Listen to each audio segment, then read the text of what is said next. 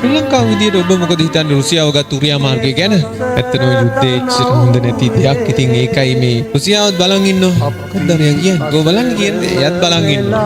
අපි පෙන්ගෝ වහන්න එපා, මයික් දික් කරන්න එපා අපිට.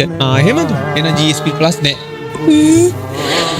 දිස්ත්‍රික් ප්‍රථමයින් 11ක්, මුල් සියන් 98ක්, දිවින ප්‍රථමයින් 3ක් දායාද කළ ගුරුතුමා. දැන් ලංකාවටම ඔන්ලයින්.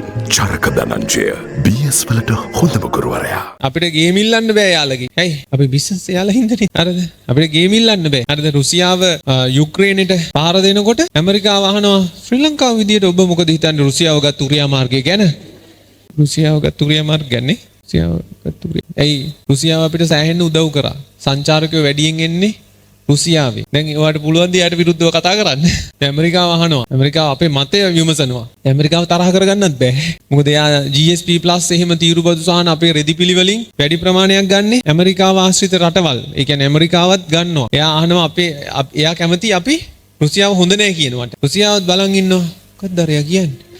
මොකක්ද අර එයා කියන්නේ? ගෝ බලන්න කියන්නේ එයාත් බලන් ඉන්නවා. අපි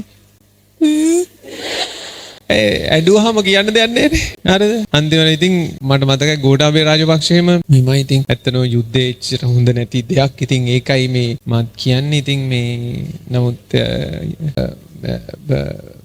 එච්චර තමයි. බෑ රුසියාව තරහ කරගෙනත් බෑ. රුසියාවත් බලන් ඉන්නේ මූ අපිට විරුද්ධව කතා කරනවද? මූන්ට යකෝ අපි මෙච්චර උදව් කළා මූ අපිට විරුද්ධව කතා කරානේ. ඇත්තටම ළමයි අපි අසරණ වෙනවා. ඒ හින්දා වඩා හොඳ අපි අනේ අපි දුප්පත් රටක් අපි මේ අහිංසක විදියට පැත්තකට වෙලා අයිනෙන් ඉන්නම්. අනේ අපෙන් ඕව අහන්න එපා, මයික් දික් කරන්න එපා අපිට. මගේ ලයින් එකක් තමයි දෙන්නේ. මොකද මේ ඔක්කොම දැන් නිකන් හරි නෑ කමන්නේ රුසියාව කරපු දේ හරි කිව්ව ගමන් මොකද කරන්නේ? ඇමරිකාව.